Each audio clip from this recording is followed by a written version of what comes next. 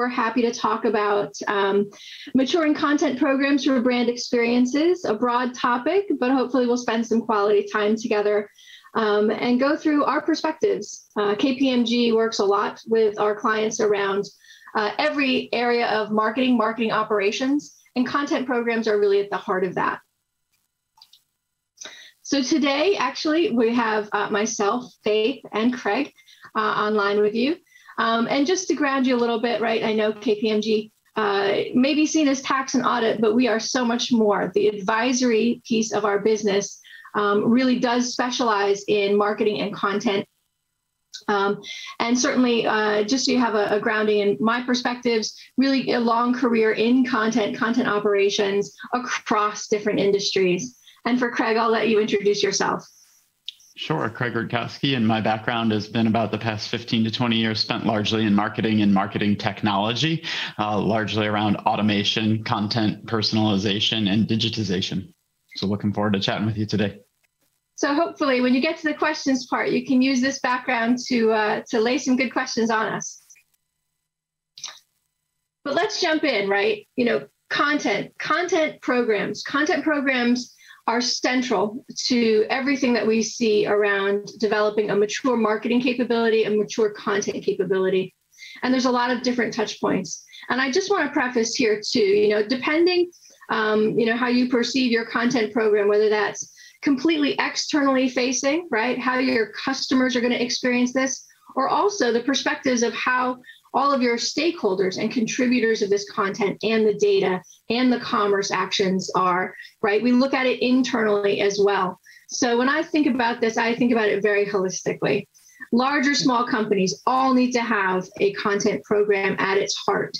I talk about marketing perhaps maybe as the brain around what you're doing, but the content really is the heart. And you'll see this also too with people describing it as hub and spoke.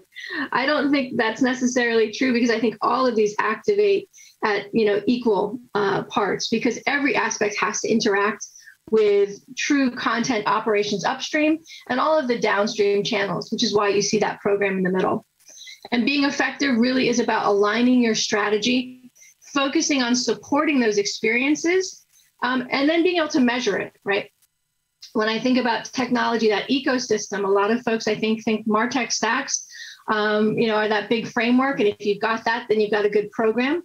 But we look at it as so much more. What plugs into that and what brings it alive really is data management, right? Creating that content and using master data, using personalized information around your customers, so many threads and feeds. And that is a huge area to plug into this, but so important. Certainly the commerce side of the house, whether you're plugging in technology around that, but also that customer experience side, that's where you really begin to experience that cohesive element of it. And then, when we look across governance, when we look across other parameters in operations, right? How do we work together? How does that behavior actually happen? And then what are we bringing that's innovative, right? So when we talk about what is the customer going to experience, when you map those journeys, when you give them purpose, all of that. So a lot to activate. And again, whether you're a big or a small company, these are all areas that you're either responsible for internally or loosely. You have maybe data management being very much a large domain in a lot of companies, and certainly your IT department, but really marketing is then thinking about the rest of the experiences overall. So hopefully that grounds you in what we think of as a holistic view of a content program, why we need to look at all of these areas. And so that really leads us to our content point of view.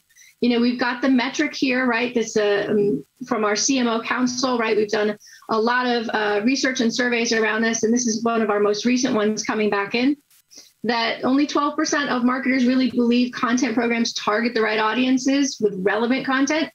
I would also say that that's true. If we put this to stakeholders, right, our next piece of research really will delve into that as well. When we match those up, 12% is a really low percent, no question.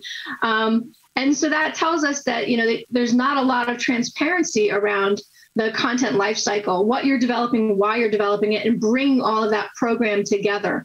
So certainly, when we go to clients and we see our clients struggling, we're looking at how to get a better baseline, right, of being able to deliver the right content at the right time. So the integrations, the people, the process, and the tools, and that's really to help us develop a very specific point of view.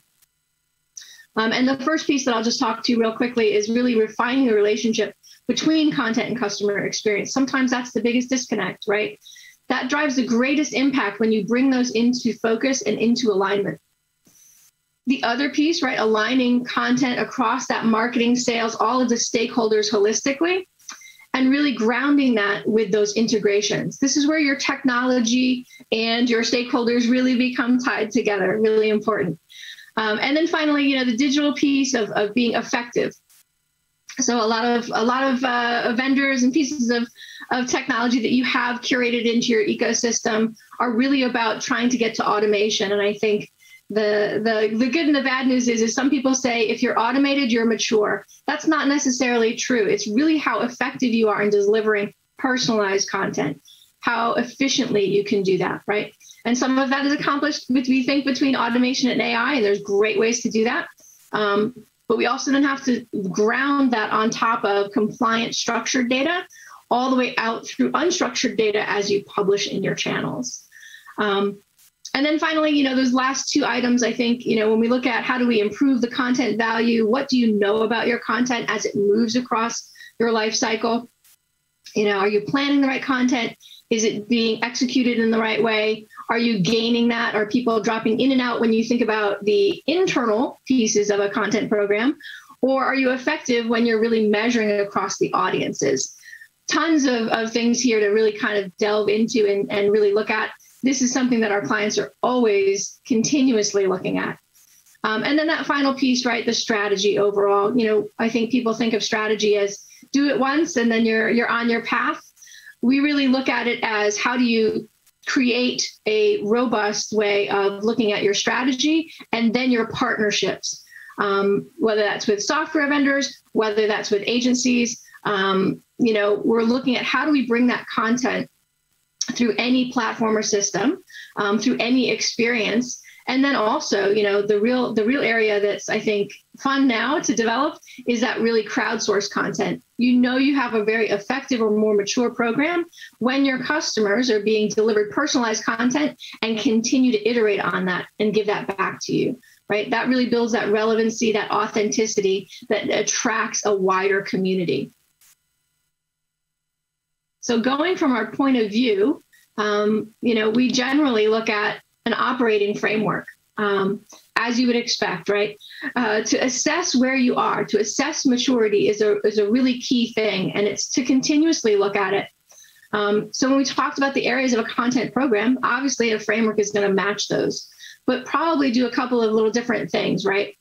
Some areas of your framework need to be stronger, larger, scaled, and others of it probably are more cultural, behavioral. And so we really do start with governance, not do we have fiefdoms and things that you can define, but we look at it as what's sort of your operational capability? How fast can you move? How compliant does your content need to be? How specific, data and processes and other assets are really moving?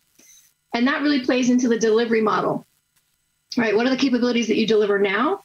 What can you do with shared services? How alike are you to all of your content producers, publishers, the experiences on the other side? And really, how adaptive are you, right? This gets into the idea of can you scale vertically as well as horizontally in delivering a larger program when it demands it, when your customers are needing different experiences. And the process is sitting behind that, right? A lot of folks will say this is about workflow. When we say workflow upstream or orchestration downstream, right? What processes are there? And this is the area where probably the most continuous improvement happens. You'll see, oh, what's my current state? And really, your current state is always, hopefully, moving forward. And these processes, the flexibility within that helps it be defined that way. People part, absolutely the most important part. One of my favorite areas to really talk about in the sense of what you do today and when your systems are running well, and what you need to do tomorrow. We are always asked to do more. We always refine tools in order to do more. but it is about, when does it make sense for really low-level repetitive work to be automated? When does it make sense for your marketing teams to actually increase and do more value add work overall? And then finally, that data and analytics component, always there, but really this is now collecting it from different systems and presenting that back through reports. So we really do look at what framework do you have in place for that. Oh, sorry. And then finally, the technical piece. When we do assessments, I think it's really about how do we make sure that your ecosystem, right? And usually today, what we're seeing in most companies is a very curated ecosystem. It can be very uneven when vendors, vendor A doesn't mature as fast as vendor B, but you've got them integrated together. So we really do look at how do you, as clients, leverage all of what the good things are in your ecosystem, and how do you rationalize things that are probably not moving as fast as you need to, or fitting your business model, right? Or fitting the customer experiences you want to create. So that framework overall then comes down into what do we actually do, right? And this is where the content lifecycle breathes into all of this. We really look at it as content strategy in the beginning, again, not to set it and forget it, but to really drive decisions and goals throughout. As we talk about a journey, a content program is that, a life cycle is a journey. So we look at the strategy throughout and make sure that we're measuring at least to that baseline. So that when content is being planned, when you're looking at procuring, writing briefs, working with your agencies or working with your internal creative teams, those tactics are really effective. You're only going to need to develop what you need for that content or for that campaign or for that story that you're trying to tell and develop, and that narrative, so that the creation and review, again, is happening at the highest way of performing. And then the publish and distribute, right? A lot of times it's, hey, yeah, we hand this off and we're just going to, let the external teams that are publishing and they suddenly do an entirely new creative process to get it published. We really look at that and say, let's look at how do we automate that? How do we align all of those systems? Again, multi-vendors and things like that, create those hurdles. And then finally, the content itself, we really do take that look of that perspective, and I think you're going to want to do this to make sure when your content isn't performing, or when it's outdated, or when the rights have expired, right? These are areas that are really critical. They really do need to have that loop. I think when people think of archive, they think of its end of life. We look at it as the ability to then reuse content smartly, to look at what you have been effective in to inform that strategy again. So although this is laid out as a straight line, we really do look at it as a circle. And the supporting platforms, the tools, all of those things within that framework are where we're looking at that. And so really, a content program that's really optimized and matures, again, we bring back that idea of people, process, and tools, right? The supporting tech, the process management, the evaluation, that really gives you the end-to-end operating model. And the secret to maturity really does lie in your ability to move quickly, but also to really continuously improve.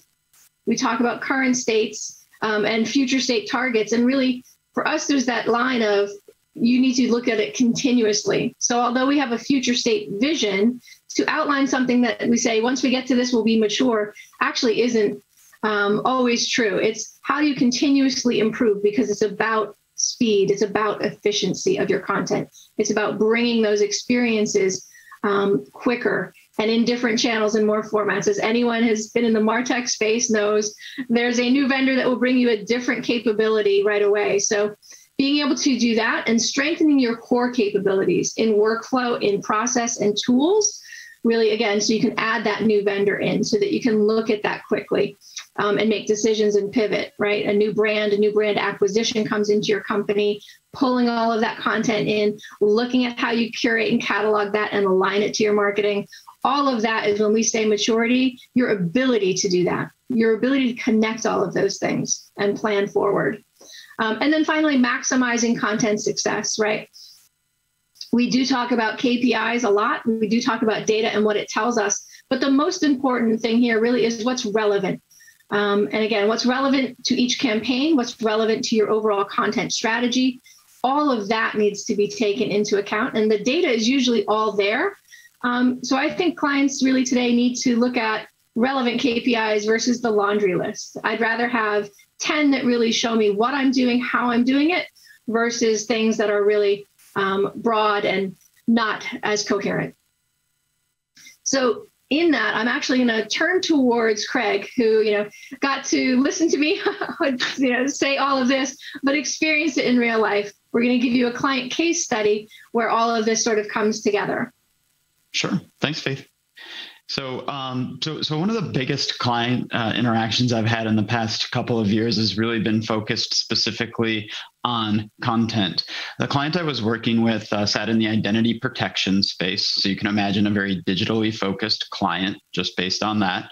And also went into both directly to consumers, but also sold out through and into benefits organizations and basically passed their service on to employees. So they had multiple interaction points, both directly to the consumers, but also to third-party sales organizations and brokers and things like that. And this org was in particular in a significant growth phase. So they were starting to really sort of see some things bursting at the seams from a level of trying to keep up with all the new content that was coming out, keep up with all the new interactions and personalized experiences they really wanted to deliver to their end customer. And so one of the things that we were working on with them was a more general marketing technology assessment, but it became very clear that one of the foundational components essentially required was going to be to provide that centralized foundation for digital assets to not only reside in, but to really sort of actually enable all of those additional downstream pieces that come with trying to deliver that personalized experience to their end customers.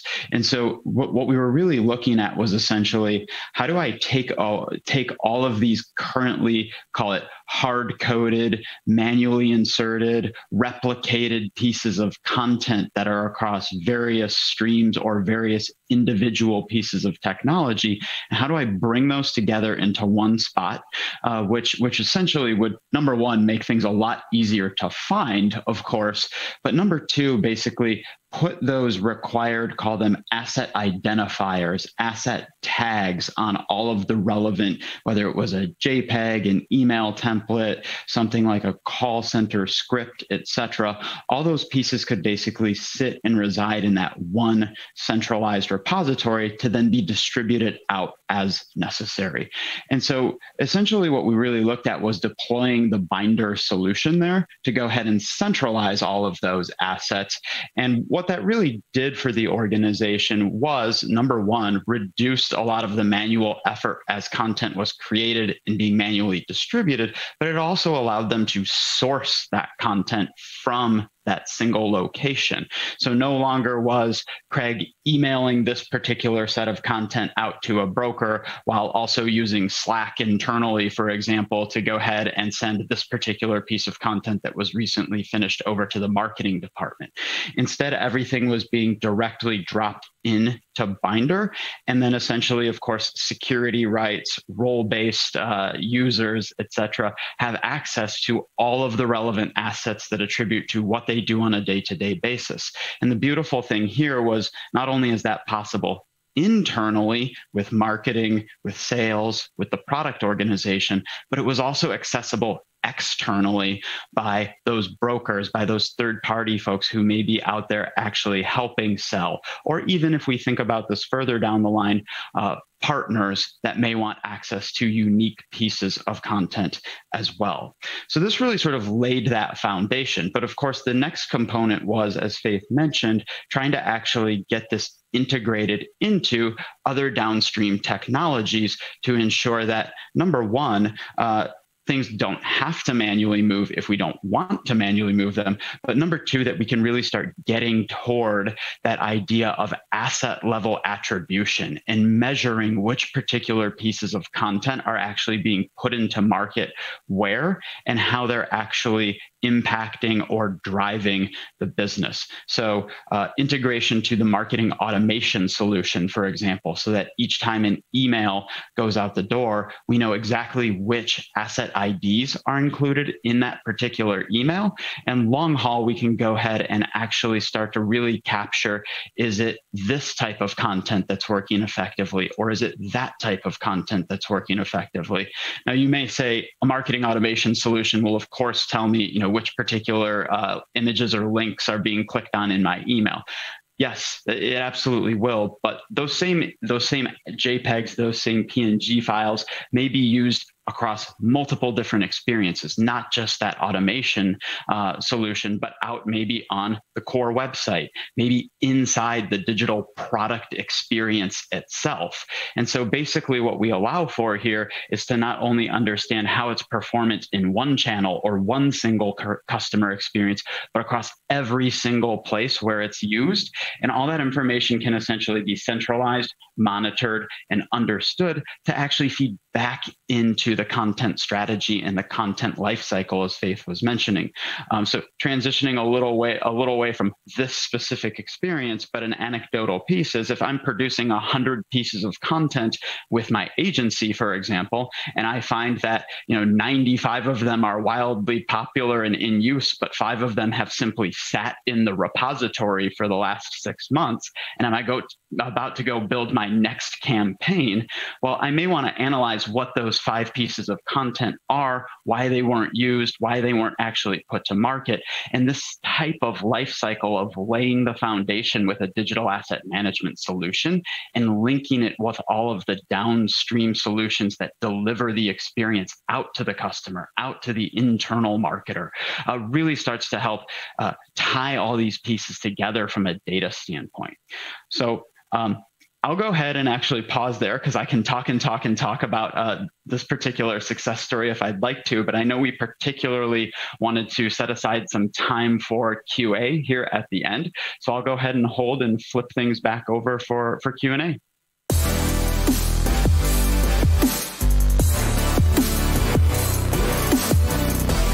Hi, guys. Thank you very much. Very insightful. Nice ways to get both sides of the issue there.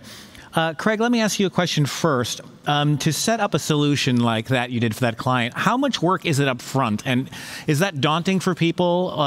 Where does the work necessary?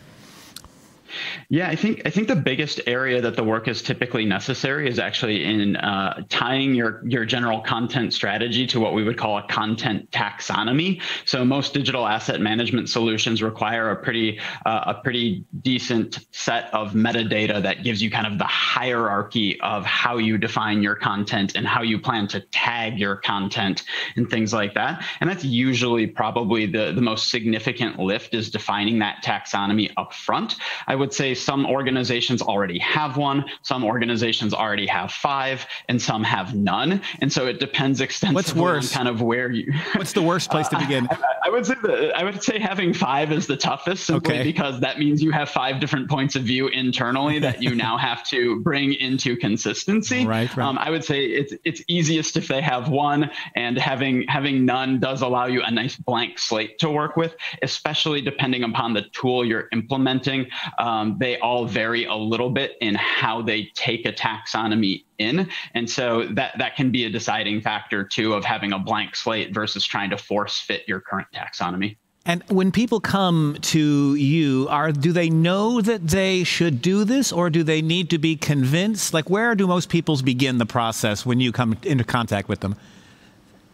Yeah, I think most people understand their pain points very effectively. In the case of the client I was speaking about, they were very aware of what their pain points were and that they needed to solve them. As for how specifically to do that and which particular technology was going to be the right fit, that's where we often, at least on my particular side of consulting, spend a decent chunk of our time is helping align the overall strategy to what is the technology that's actually going to enable that particular strategy. But it often requires a little bit of digging to figure out like what specific capabilities do you really want, so we can align the best fit technology to those capabilities. But I think the other major factor is what other tech exists in the organization already, because as Faith kind of hinted at earlier, one of the biggest pieces is there's so many vendors out there, and being able to get your digital asset management solution to connect to the rest of your ecosystem is key. Okay. Faith, what you talked about KPIs and, better to have the right ones than too many. What are the right ones?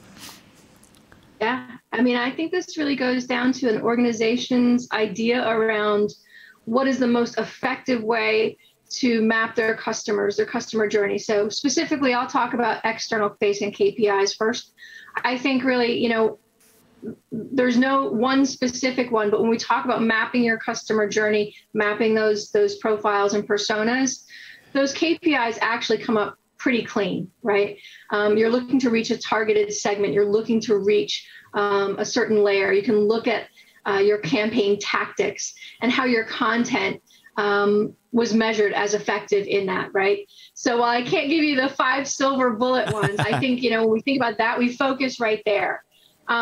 But not to be forgotten, right, is the content itself internally. What you're doing in your content program internally to connect that has a ton to do with the effectiveness, right? So when you think about, is this campaign effective? A lot of it begins internally. And so KPIs that we use to measure the ecosystem that's curated together, right? Is your content enriched? Is it complete with its data when it goes to publishing, right? All of those ones really inform you, again, on the system and the performance and the flow and the health, as well as, what did this content really, get designed for? Do people just abandon it because it wasn't relevant in the end? They couldn't find it. They redid it. And when you redo something, right, anyone knows a clone of a clone is never exactly the same, right? Yeah. You redo something saying, oh, yeah, this piece of content needs to get redone because I couldn't find it. That in and of itself, we've found have very specific, variances, whether it's something like, well, we'll just do a reshoot. And I've seen that quite a bit, where the reshoot isn't exactly lit the same way. It doesn't have the same intention. Some of it's the same. It just signs off and it goes through. Those type of KPIs internally really do then change what you thought your outcome would be when you look at the experience side. So I know that's kind of a bit of a cheat. There's never the right 5, but we really do focus on not having everything as a laundry list and really looking at what you need to know and when. And this is why I say content programs are about continuous improvement. Your KPIs, there's a set that you may use all the time, but there's other ones that are really about dialing in and fine tuning. Okay. Quick win for us is really looking there. Sure. Okay. Go on. If I may add one little thing there as well, I think one of the key things that we really like to look at as well, especially from the technology side, is how do we actually enable the measurement of those KPIs? So, that idea of stitching together the technology internally to make sure we're actually going to be able to look at those, whatever 5, 10, 12 KPIs are, is one of the key parts of laying down the tech on the digital asset side. Okay. Faith, one final question for you. The plan that you set up, it seems logical. It's easy to follow. I don't think a lot of people will go, what are you talking about? What stands in the way of brands, of doing this, of implementing this? Yeah, it is logical, right? It is something that you say, oh, common sense. Of course we're doing this. But it really is about change management. Right? Some of these things are different and new, and you add more people in each time. And it's that soft area that people don't always address. It's about individual change.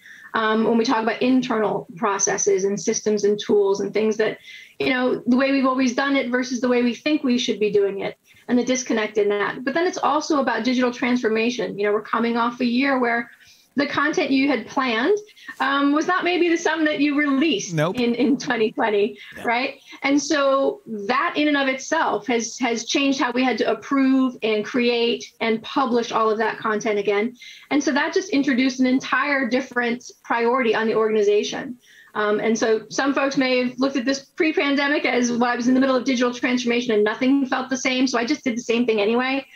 And now we're looking at it as, well, what can we do that's so much different, that we know is more effective, that reaches audiences better? I think, if there's any sort of good thing about the pandemic. We're learning much more about our audiences, how they behave, the stories that we tell with our brands and our content than ever before. So it's important to bring that back in and look at that. And again, enable that as part of change management and have a growth mindset with it. Perfect. Nice way to end it right there. Faith, Craig, thank you very much. Very interesting speech.